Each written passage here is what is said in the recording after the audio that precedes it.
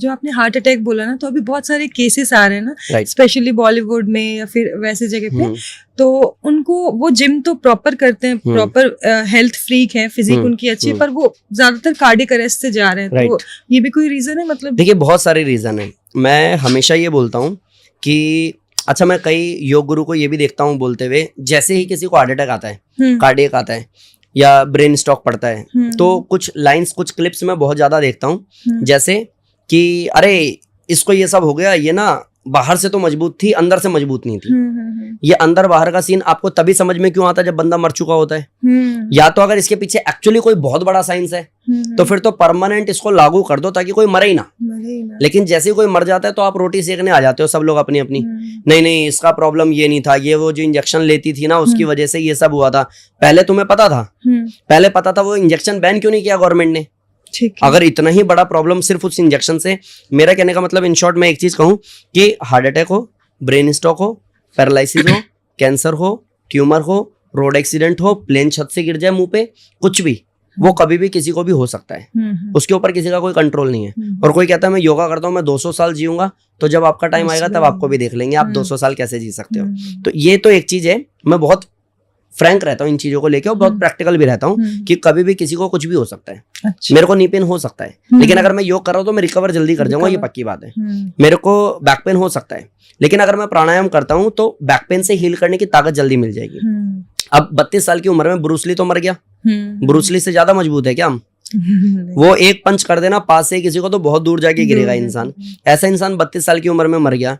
एक मैं नाम बताता हूँ, आप देखना, बोरो करके है, वो रग्बी खेलता था, छोटी सी हाइट थी, इतना खतरनाक प्लेयर कि अगर एक बार उसके बॉल हाथ में आ गई ना तो सीधा गोल होगी। कोई उसके आसपास कोई ऐसा बंदा नहीं है जो उसको पकड़ ले या पूरी टीम मिलकर के उसको घेर सके, कोई भी नहीं। ठीक है, उसका नाम आप सर्च कीजिएगा, आपको मिल जाएगा। वो इंसान अचानक से उसको पता चलता है उसको एमएनडी हो गया है। एमएनडी में नसें सूख जाती हैं, धीरे धीरे धीरे धीरे सेंसर काम करने बंद कर देते हैं, और वो उसके बाद में वो इंसान जो इतना एक्टिव था वो फिर व्हील चेयर पे आ गया है।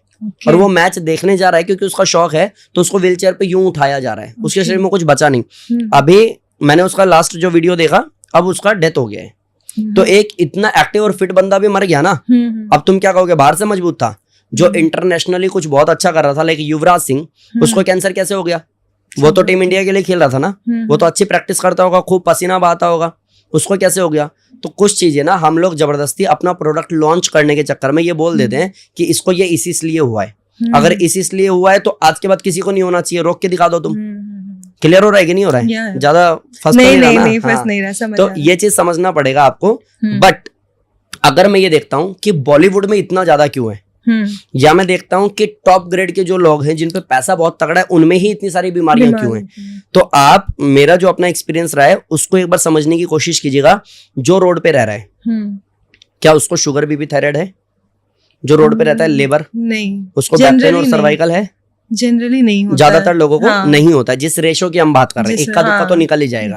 आपको इस पॉडकास्ट में भी ज्ञान देगा कि होता है भाई, तेरे को नहीं पता। तो भाई साहब, एक सर्कल की बात होती है कि उस सर्कल में कितने परसेंट ऐसे लोग हैं, परसेंटेज काफी कम, बहुत कम है, जो बिल्कुल जमीन पे रहते हैं, है ना। अब उसके बाद आ जाते हैं हम लोग, जो मिड में है, नहीं बहुत टॉप पे हैं, नहीं बहुत ज्यादा नीचे हैं, हम मिड में हैं। हम लोगों में बच्चों में बीमारियां होती है ना, कितना भी गेट गुड बंद कर लो, बच्चे इन्फेक्शन में चले ही जाते हैं, फूड पॉइजनिंग हो ही जाती है। क्या रोड पे जो रह रहा है उसके बच्चे को फूड पॉइजनिंग होती है? मतलब आप समोसा दियाओ फिर भी नहीं होता। आप उनके बच्चे रोड पे ही पैदा हो जाते हैं, वो नाक भी बह रही है तो भी इन्फेक्शन नहीं होता उनको।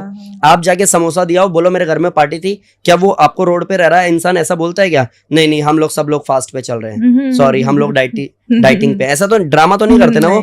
उसके बावजूद भी हमसे ज्यादा मजबूत है वो, उसका बच्चा हमसे ज्यादा मजबूत है। उसका हस्बैंड जब जॉब करने जाता है, अभी हमारा घर बन रहा था तो हमने देखा कि सर के ऊपर भारी भरकम कट्टा लेकर के वो 4th फ्लोर पे चढ़ रहा था। तो मैंने मेरी वाइफ को बोला, मैंने कहा देख इसको सर्वाइकल नहीं होगा, बता, कमाल है यार। और हम लोग ऑफिस में बैठे बैठे सर्वाइकल हो गया। तो आप समझो कैटेगरी। एंड तीसरी कैटेगरी आती है वो जो बॉलीवुड में है। तो इन सब में एक चीज मैंने कॉमन देखी है, जो जमीन पे है उसको धूप भी लगती है, बारिश भी लगती है, छांव भी लगती है, उसको मिट्टी भी लगती है, पसीना भी तगड़ा निकलता है उसका। हम लोग कभी कभी धूप लगती है, कभी कभी बारिश में भीगते हैं, है ना। तो हम लोगों का रेशो, और फिर जाओ बॉलीवुड में, क्या धूप में बैठते हैं? वो जो एक्ट्रेस हैं वो धूप में बैठते हैं? नहीं बैठते। वो सन बाथ लेते हैं रेयरली, है ना, उनका तरीका फिर अलग है। तरीका अलग है। तो उनको आप समझो टैनिंग हो जाएगी, उनका स्किन का प्रॉब्लम हो जाएगा। नेक्स्ट मूवी में इतना वेट कम करना है, उसके चक्कर में एंजाइटी जो हो रही है उसको कोई काउंट ही नहीं कर रहा। उन लोगों का लाइफ जो दिखावे वाला है, टीवी चलाया, शुरू हो गया, टीवी बंद किया, डिप्रेशन में ही है बंदा। हम लोगों को नहीं पता, वो उसी चीज को कवर अप करने के चक्कर में फिर कुछ ना कुछ किए चला जा रहा है। तो आप अगर इन सब में एक चीज देखोगे ना कॉमन, वो ये है, जितना ज्यादा जो इंसान नेचर से कनेक्ट है वो उतना ज्यादा सेफ है, और जो जितना ज्यादा नेचर से डिस्कनेक्ट है वो उतना ज्यादा बीमार और परेशान है।